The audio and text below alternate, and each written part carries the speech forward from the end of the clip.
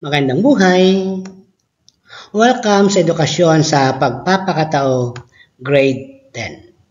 School year 2023 to 2024. Ako po ang inyong guro, Sir Mar Luterte.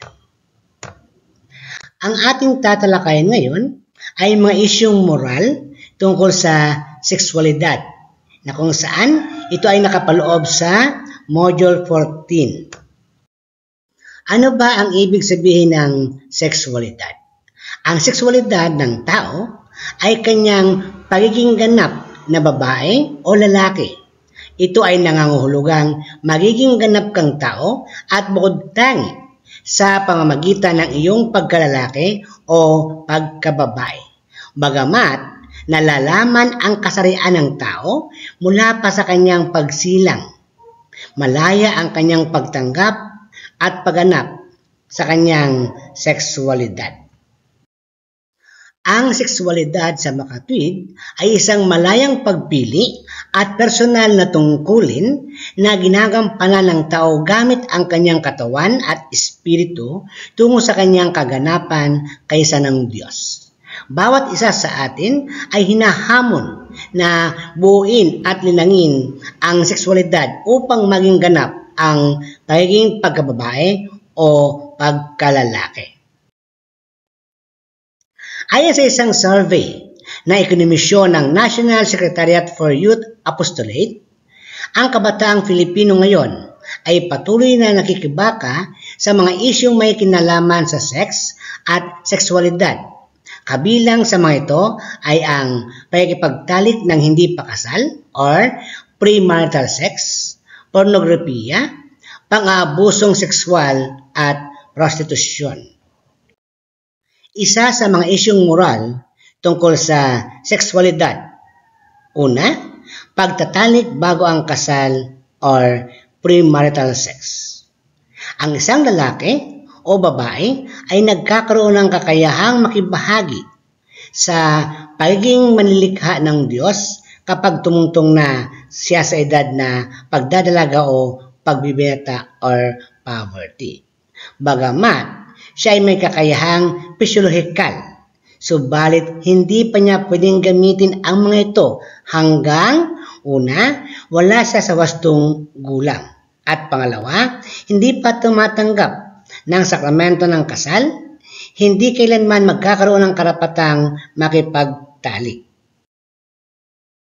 May iba't ibang pananaw na siyang dahilan kung bakit ang isang tao, lalo na ang kabataan ay pumapasok sa maagang pakikipagtalik. Una, ito raw ay normal at likas na gampanin ng katawan ng tao upang maging malusog siya at matugunan ang pangailangan ng katawan. Pangalawa, maraming kabataan ang nag-iisip na may tuturing na tama ang pakikipagtalik, lalo na kapag ang mga gumagawa nito ay may pagsang-ayon. Pangatlo, naniniwala ang mga gumagawa ng premarital sex na may karapatan silang makaranas ng kasiyahan. Pang-apat, ang pakikipagtalik ay isang ekspresyon o pagpapahayag ng pagmamahal. Ang pakikipagtalik ay hindi pangangailangang biolohikal tulad ng pagkain at hangin na ating hinihinga. Hindi kinakailangan ng tao ang makipagtalik upang mabuhay sa mundong ito. Ang pakikipagtalik at paggamit ng ating sexual ay mabuti sapagkat ito ay kaloob sa atin ng Diyos. Ito ay isang banal na kaloob, ngunit maaari lamang gawin ng mga tao na pinagbuklod sa sakramento ng kasal. Bilang tao, tayo ay malaya, ngunit ang ating kalayaan ay hindi nangangahulugang malaya tayong pumili kung ano ang gusto nating gawin. Ang ating kalayaan ay mapanagutan Malaya tayong pumili, ngunit nararapat na ang pipiliin ay kung ano ang mabuti at tama. Ang paggamit ng ating kalayaang sexual ay mabuti, ngunit maaaring gawin ng pakipagtalik ng mga taong pinagbuklod ng sakramento ng kasal. Ayon kay Santa Teresa, ang mabuhay sa pag-ibig ay pagbibigay ng di tinatantya ng halaga at hindi naghihintay ng kapalit. Ang tunay na pagmamahal na isinasakatuparan sa pagtatalik ay bukas sa katotohanang dapat ito humantong sa pagbubuo ng pamilya. Ang pagkipagtalik ng hindi kasal ay nagpapahayag ng kawalan ng paggalang, commitment at dedikasyon sa katapat na kasarian.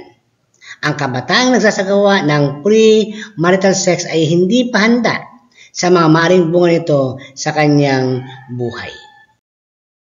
Pangalawang isyong moral tungkol sa sexualidad, nandyan pornografiya. Ano nga ba ito? Ang pornografiya ay nanggaling sa dalawang salitang Griego, porno, na may kahulugang prostitute o taong nagbebenta ng panandaliang aliw, at grapos na nangangahulugang pagsusulat o paglalarawan. Sa makatwid, ang pornografiya ay mga mahahalay na paglalarawan, babasahin, larawan o palabas na may layuning pukawin ang sexual na pagnanasa ng nanonood o nagbabasa. Mga epekto ng pornografiya sa isang tao. Number 1, ang maagang pagkahumaling sa pornografiya ay nagkakaroon ng kaugnayan sa pakikibahagi ng tao o paggawa ng mga abnormal na gawaing sexual, lalong-lalo na ang panghahalay. Pangalawa, may mga kalalakihan at kababaihan ding dahil sa pagkasugapa sa pornografiya ay nahirapang magkaroon ng malusog na pakikipag-ugnayan sa kanilang asawa. Pangatlo, ito rin ay ginagamit ng mga pedophiles sa internet upang makuha ng kanilang mga bibiktimahin. Mga epekto ng pornografiya sa isang tao. A. Ang tao ay maaaring mag-iba ng asal. B. Nagiging makamundo at apagnasa. C. Hindi nagpapakatao, bagkus tinatrato ang sarili o ang kapwa bilang isang bagay o kasangkapan. D. Ibinababa ng tao ang pagkatao o ang kanyang dignidad bilang tao. E. Hindi naisasagawa ang pagbibigay ng preferensya sa kabutihan. Ang pornografiya ay nagpapakita ng mga larawang hubad o mga sexual na kadalasan ay suggestive at provocative. Hinihikayat nito ang mga taong tumingin na mag-isip ng masama at magkaroon ng hindi magandang pagtingin sa katawan ng taong nasa larawan. Hindi na nagtitira sa imahinasyon. Ang katawan ay sagrado, gayon din ang mga gawaing angkop lang na makita, madama at may pahayag ng mag-asawa ay lubusang ipinapakita na ang propriety o decency na dapat kaakibat ng makabuluhang pagtingin sa katawan ng tao. Walang pangkalahatang pagpapakahulugan ang maaring ibigay sa pang-aabusong sexual. Sa gitna ng mga pang-abusong ito, ang nangingibabaw na posisyon ay ang pang-abuso ay sinasagawa ng isang nakatatanda na siyang pumupersa sa isang nakababata upang gawin ang isang gawaing sexual. Karamihan sa mga nagiging biktima ng pang-abusong sexual ay ang mga bata o kabataang may mahinang kalooban, madaling madala, may kapusukan. Kadalasan, iyong mga nabibilang sa may hirap na pamilya at hiwalay ang mga magulang. Mga halimbawa ng pang-abusong sexual. Una, ang paglalaro ng sariling pag-aari at ng kapwa. Pangalawa, panood ng mga gawaing sexual. Pangatlo, pagpapakita ng ginagawang paglalaro sa sariling ari at paghikayat sa mga bata na makipagtalik. Ang paggamit ng kasarian ay para lamang sa pagtatalik ng mag-asawa ay naglalayong ipadama ang pagmamahal at bukas na tunguhin na magkaroon ng anak upang bumuo ng pamilya. Ito ang esensya ng sexualidad. Ang pang-apat na isyong moral tungkol sa sexualidad ay prostitusyon. Ano nga ba ito? Ang prostitusyon na sinasabing siyang pinakamatandang propesyon o gawain ay ang pagbibigay ng panandaliang aliw kapalit ng pera. Dito, binabayaran ang pakikipagtalik upang ang taong umupa ay makadama ng kasiyahang sexual. Ayon sa mga pag-aaral, karamihan sa mga taong nasasangkot sa ganitong gawain ay iyong mga nakararanas ng hirap, hindi nakapag-aral at walang muwang kung kaya't madali silang makontrol. Meron din namang may maayos na pamumuhay, nakapag-aral, marahil ay naabuso noong bata pa. Dahil dito, nawala ang kanilang paggalang sa sarili, tamang pagkilala kung kaya't minabuti lang nilang ipagpatuloy ang kanilang karanasan. Masama o mali ba ang prostitusyon? Ayon sa mga feminista, nararapat lamang ang prostitusyon sapagkat ito ay nakapagbibigay ng gawain sa mga taong walang trabaho, lalo na sa mga kababaihan. Ang pagbebenta ng sarili ng isang prostitute ay may hahalin tulad sa isang manunulat na ibinebenta ang kanyang isip sa pamamagitan ng pagsusulat. Bukod pa rito, kapag ang prostitusyon daw ay sinasagawa ng isang tao na may pagkagusto o konsento, maaaring sabihin na hindi ito masama. Ito ay sa kadahilanang alam niya ang kanyang ginagawa. Nagpasya siya na ibigay ang kanyang sarili at pakikipagtalik kapalit ng pera o salapi. Epekto ng prostitusyon. Ang pakikipagtalik ay may kapalit na halaga o ang prostitusyon ay isang pang-abusong sexual na nakapagpababa sa pagkatao ng taong sangkot dito. Paano napapababa ng prostitusyon ang dignidad ng tao? Una, nawawala ng paggalang sa pagkatao ng tao.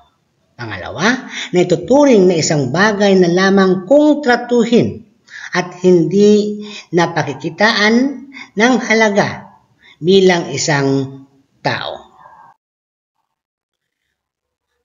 Apagsamantala ang prostitusyon, sinasamantala ng mga taong bumibili ang kahinaan ng mga babae o lalaking sangkot dito. Nagsisilbi ang babae o lalaki sa pamamagitan ng paggamit sa kanila bilang isang kasangkapan na nagbibigay ng kasiyahang sexual. Naabuso ng tao ang kaloob na handog ng Diyos na sexualidad. Ang konsento o pagsang-ayon na ipinapahayag ng mga taong nagbebenta ng kanilang sarili ay hindi nagpapabuti sa kanilang kilos. Mahalagang maunawaan na ang pakikipagtalik ay hindi lamang para makadama ng kaligayahang sexual. Hindi ito isang paraan para makadama ng kaligayahan, kundi ito ay isang paraan na naglalayong pag-isahin ang isang babae at lalaki sa diwa ng pagmamahal. Pagbubuo. Ang pagpayag sa pagsasagawa at pagiging kaugnay sa mga isyong pangseksualidad ay nagsasawalang bahala sa sumusunod na katotohanan. Una, nilikha ng Diyos ang tao na mabuti at tumutungo sa sariling kaganapan. At ang pagtungo sa kaganapang ito ay malaya at may kamalayan. Pangalawa, ang tao ay may espiritual na kaluluwa, forma, at katawan, material, na kumikilos na magkatugma tungo sa isang telos o layunin. Pangatlo, upang marating ang kanilang telos o layunin, kailangan gamitin ng tao ang kanyang isip at kilos loob na siyang nagpapasya kung ano yung kilos at pamamaraan, mabuti man o masama. Ang sexual ay kaloob sa atin ng Diyos. Ito ay mabuti at magdadala sa bawat isa sa atin sa layuning makamit at madama ang tunay na pagmamahal na siya namang dahilan kung bakit nilalang tayo ng Diyos. Ang paggamit sa mga kakayahang sexual, kabilang na ang katawan bilang ekspresyon ng pagmamahal ay mabuti. Ang mga sexual na fakultad o kakayahan ng tao ay tumutukoy sa dalawang layuning maaari lamang gawin ng isang babae at lalaki na pinagbuklod ng kasal o pag-iisang dibdib. Una, ang pagkaroon ng anak, procreative, at mapag-isa, unitive. Sa pagsasagawa ng mga isyong sexual na nabanggit, nararapat din alamin ng tao, lalo na ang mga kabataan, kung ano ang layunin nila sa pagsasagawa neto. Ang layunin ba nila ay mabuti? Paano naman ang pamamaraan nila? Ang pamamaraan ba ay mabuti? Sa ganito dapat maintindihan na ang paraan sa paghantong sa mga layunin ay dapat na magkatugma.